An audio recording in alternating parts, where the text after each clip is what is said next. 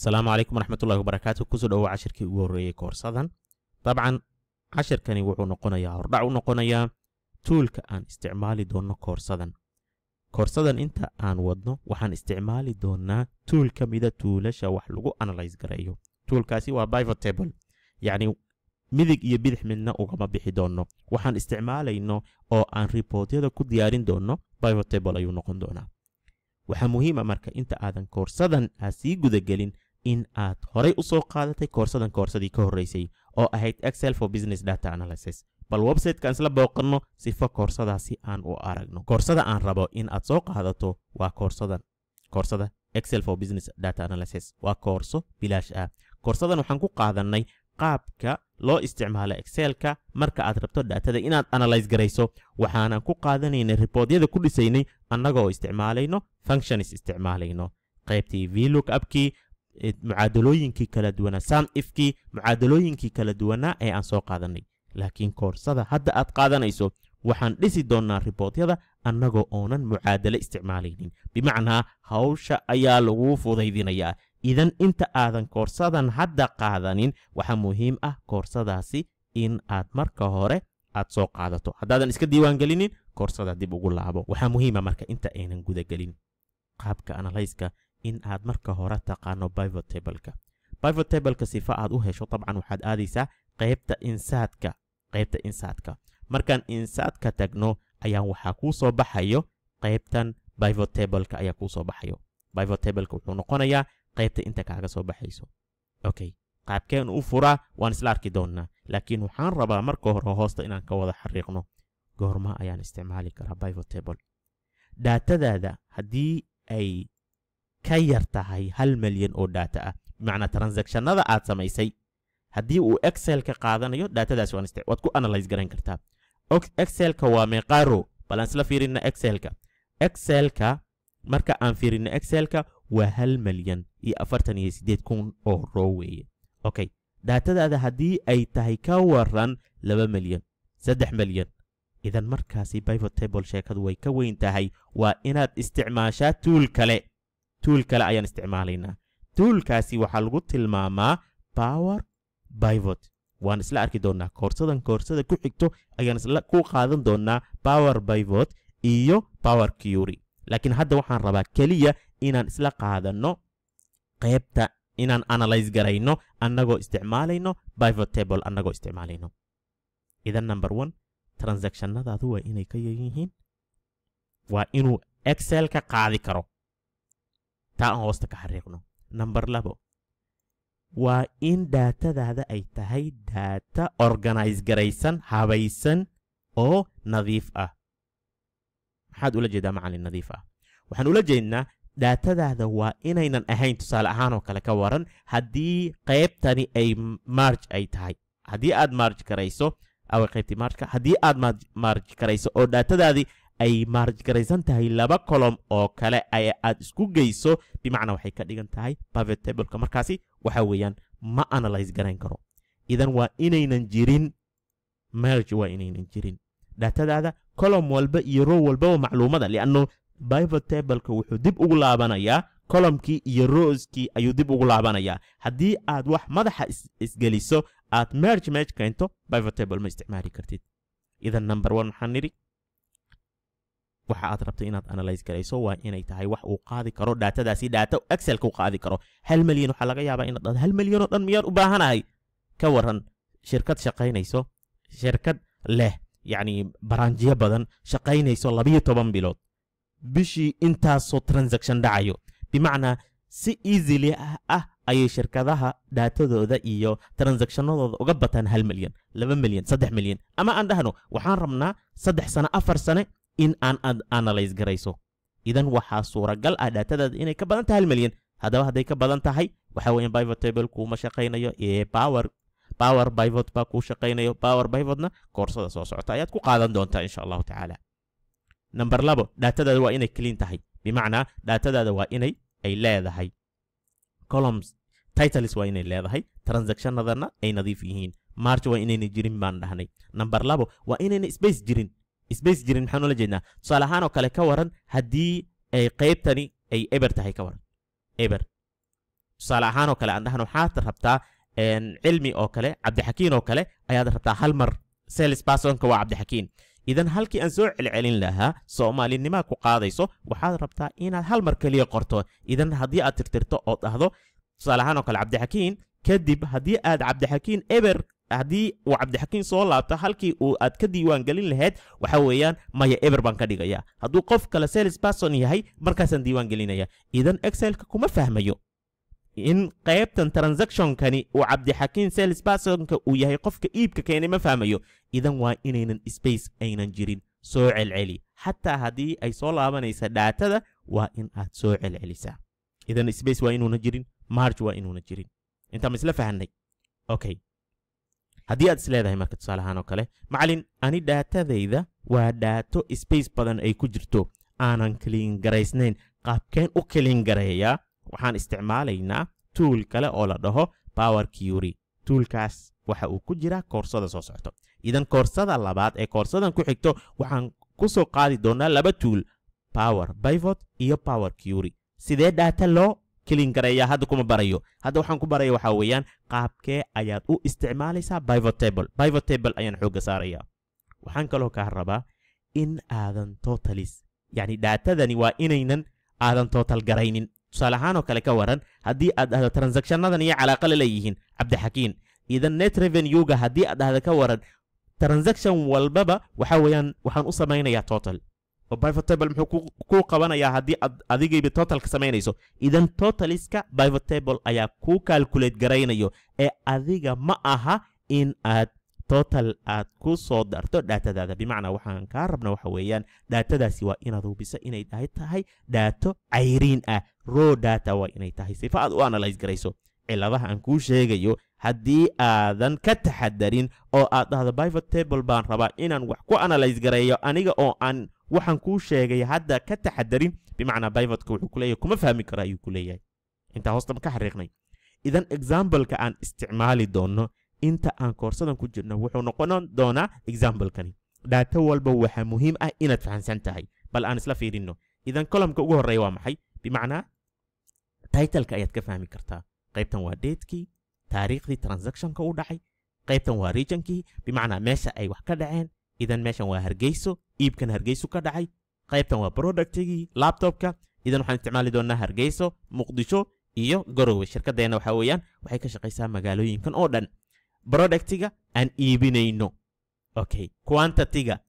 tira ahaan intaan iibinayno qiimo maxay noogu fadhidaa maxaad ku soo gadatay adiga okay unit price maxaad ku iibisay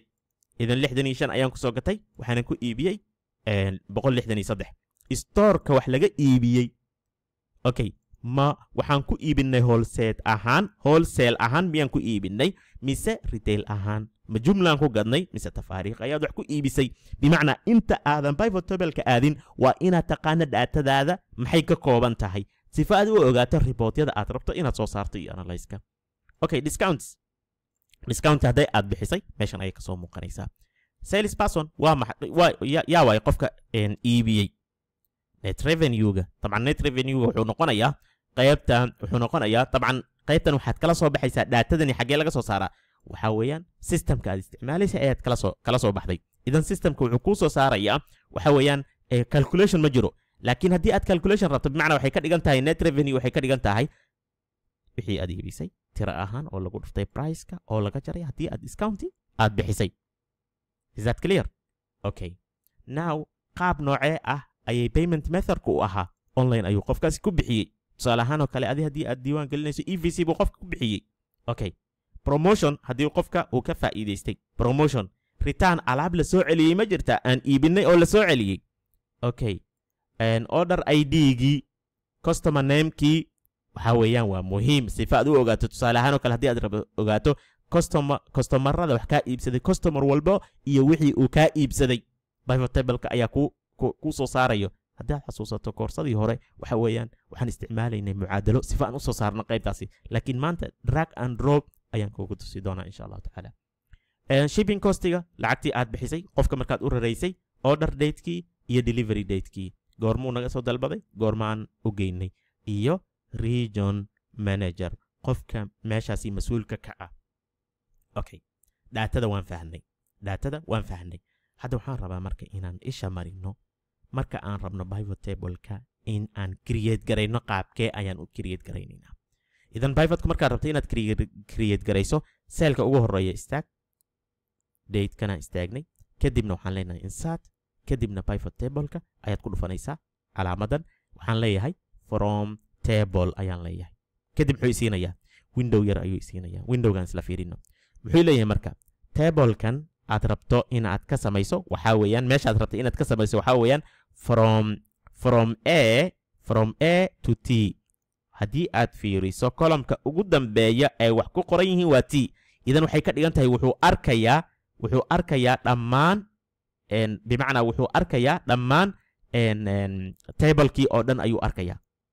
okay from A okay aan mar labaad dhahno markii hadda ka dhaqaaqay uu ka baxayo marka hore aan istaaga meeshani kadibna insert aan dhaho pivot aan dhaho from table aan dhaho idan calaamadda fiiri muxuu saaray calaamadan wareegaysa dhammaan wuxuu ii fiirinayaa column ahaan wuxuu ii fiirinayaa ilaa T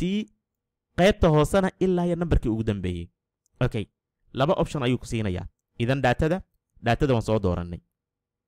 laba option buu na siinayaa labada option uu na siinaya waa maxay marka labada option uu ku siinaya waxa weeyaan ma waxaad rabtaa halkee baad rabtaa pivot table-kan in aad dhigto menu worksheet aad rabtaa mise in aad isla daatadan sheetkani lianno waxaan isla ognahay in excelka uu u qaybsamo sheets warqadu u qaybsamaa soo warqad cusub miyaad rabtaa inaan kuu geeyo mise isla warqadan hadda kuu furan maadaama daatadani daata badan ay tahay waxaan leeyahay new sheetka iigu daa haddii aad rabtana waxaad dhihaysaa existence midka aan hadda joogo idan new sheetka iida qaybtan tigha saarin data model hadda kama hadlayno bimacnaa ma waxaad rabtaa pivot table-kan data model inaad ku darto data modelka iyada laftigeeda waxaan ku sharaxaynaa koorsada qaybta power query-ga iyo power pivot-ka okay kaliya hadda maxaan dhahay marka new sheet ayaan dhahay markii aan new sheet aan ku dhufto maxaa ii soo baxay waxaa ii soo baxay laba qaybood ayaa ii soo baxay qaybta ugu horeysa oo ah meesha reportkayga ay ka soo muuqan doonaan waxaa lagu leeyahay waxa aad build garaysaa aad dhistaa reportkii sifa aad reportka u dhisto waxaa kuu soo baxaysa qayb daaqad yar ayaa inta kaaga soo baxayso daaqadani waxay ku siinaysaa optionada qaabkii aad reportkaaga aad ku dhisi lahayd number 1 taytaladii ayay waxay kuu soo dhigaysaa qaybtan kore taytaladii aan daatadaada cinwaanka u ahaa waxaana lagu siinayaa optionno ah taytalkaasi xagee baa rabtaa inuu ka soo muuqdo waxaa lagu siinayaa option ah column inaad column-ka soo dhigi karto rowga inaad soo dhigi karto wixii qiimana inta aad ku soo bandhigi karto iyo option ah in aad wax filter garayn karto bimacnaa waxaa lagu siinayaa optionno aad ku build garayn karto reportkaaga